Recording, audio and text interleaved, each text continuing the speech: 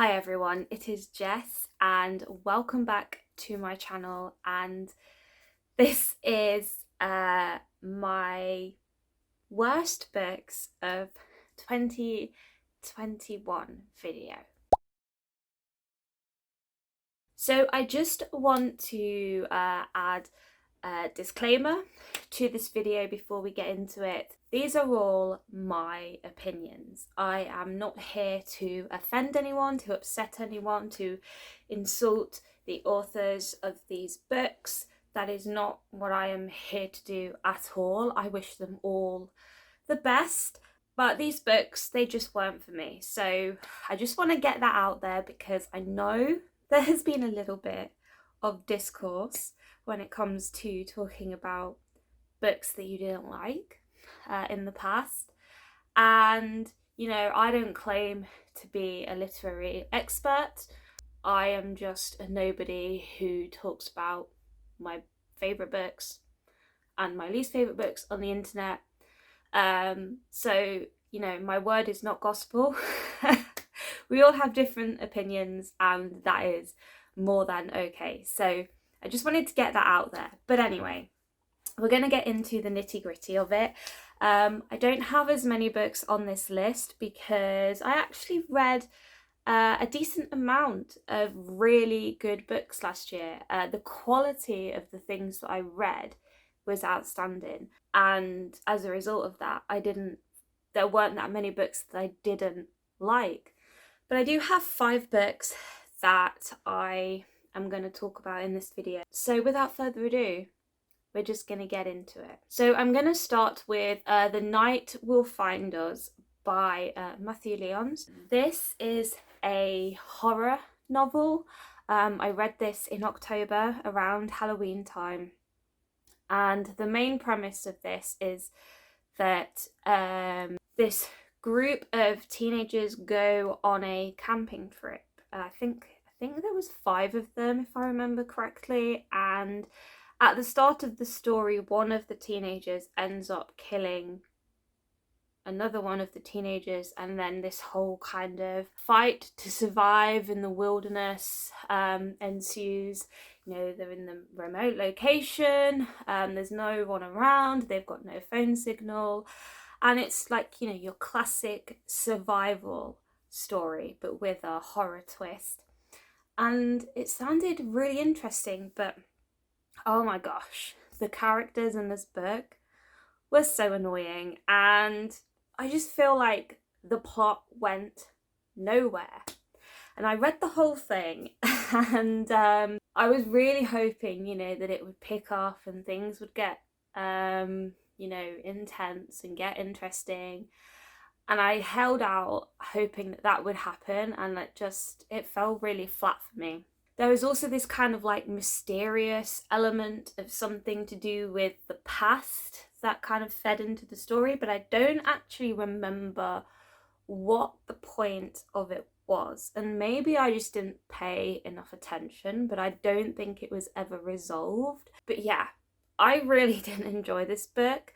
It was boring, and a lot of it was just really, it just felt like it was put in there for shock value. And I get that it's kind of like a slasher horror, and that's the kind of trope that tends to happen in that kind of genre, but yeah, there wasn't really much of a plot. I just couldn't get on board with this one, unfortunately. Next, I'm going to talk about Survive the Night by Riley Sager, and I can't believe that a Riley Sager book is on this list because I have read a 5-star and a 4-star book by Riley Sager, and so I had very high expectations for this one going into it. But to be honest, I was a little bit apprehensive because I had heard from some people that it wasn't that good, but I didn't think it would be lower than a 3 stars. This book was, what was it,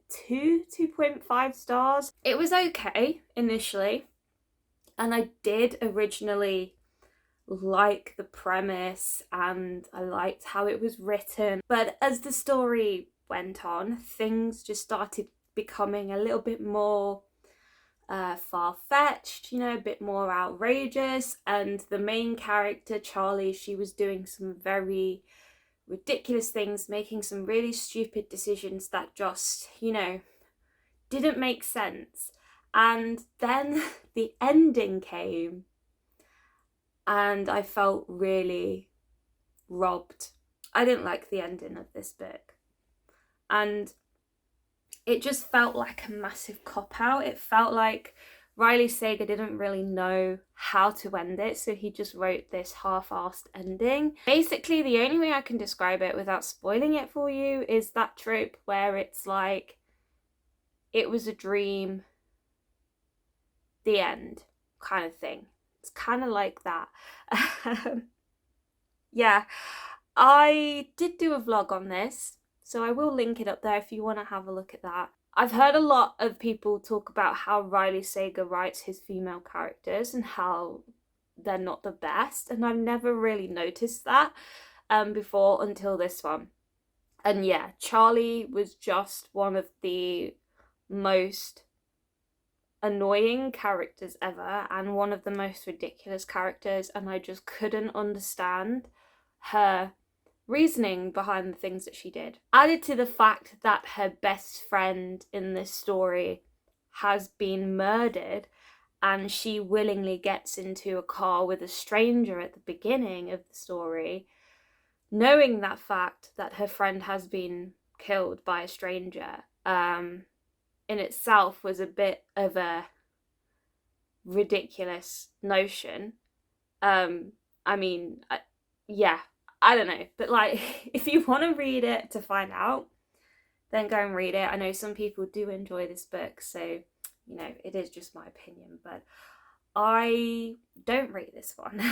Next, I'm going to talk about Sharp Objects by Gillian Flynn, and I did not want to put a Gillian Flynn book on this list because I love Gone Girl, one of my favourite thrillers of all time. So I had high expectations for this, and a lot of people have said that this is their favourite Gillian Flynn book, which is kind of ironic because I hated it. This is kind of like, a small town drama with some very weird and not very likable characters that have a lot of shady things going on, and there's all these different threads that kind of weave into each other. It's not something that I read a lot of, but I do tend to enjoy it when I do read it. But this one, I was just bored through a lot of it, and it's not a massive book at all, but it really did take me quite a while to get through this. And I did think about DNFing it, but I really wanted to stick with it just to see if my feelings on it changed as the story progressed. But I just couldn't get behind this one.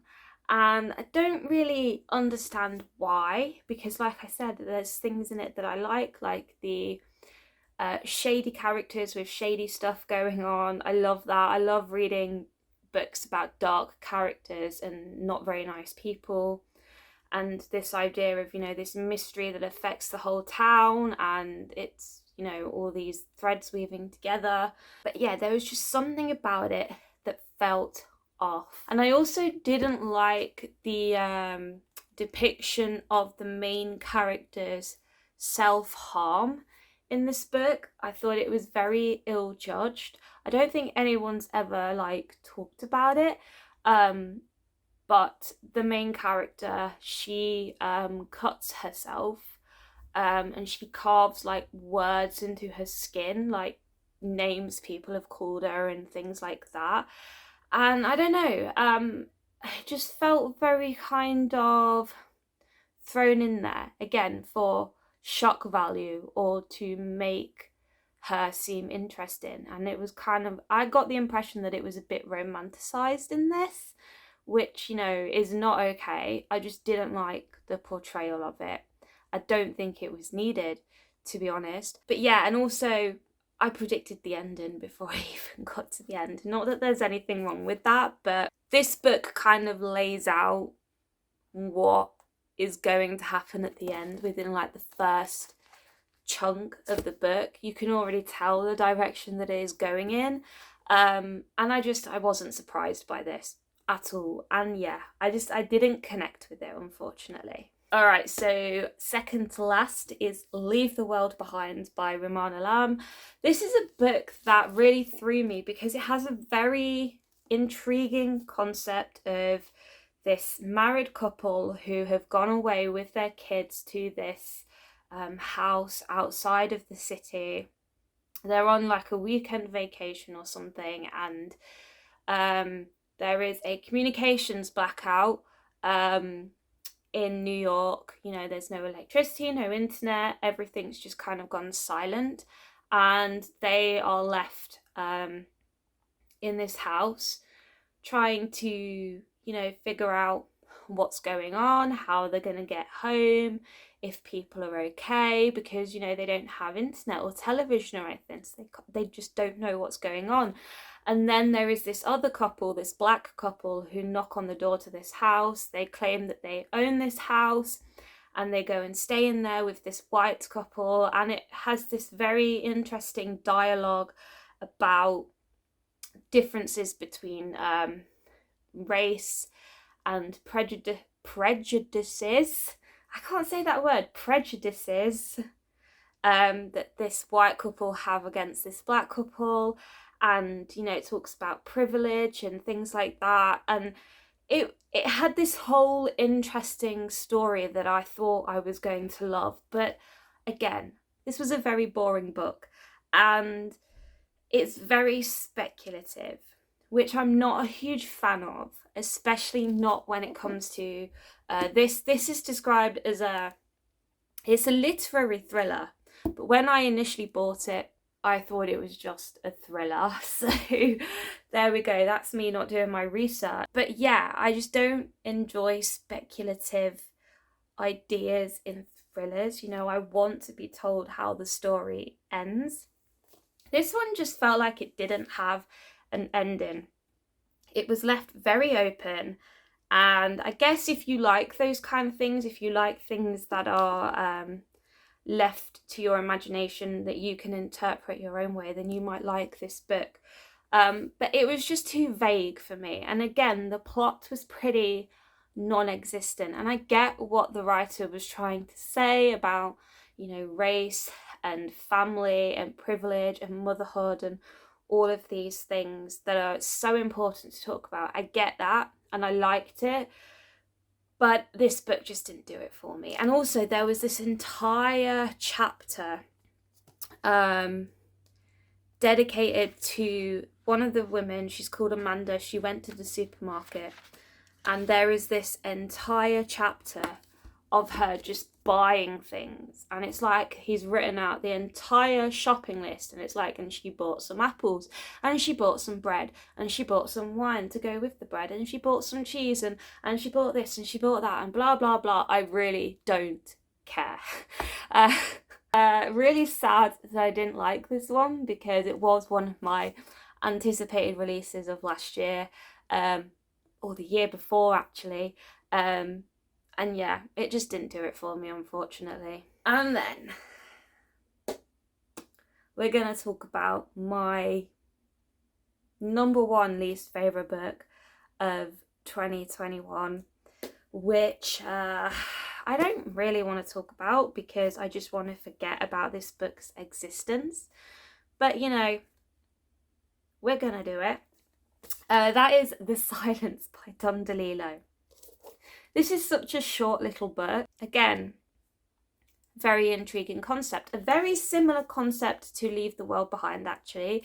This is set during a communications blackout in New York. How coincidental. There are these 5 friends who are getting together to watch the Super Bowl when this blackout happens. I thought I was going to be in for a very kind of intense and claustrophobic story about these friends trying to figure out what's going on and how to survive the situation the best they can. And I thought there would be tensions between them, you know, a lot of arguing and stuff like that.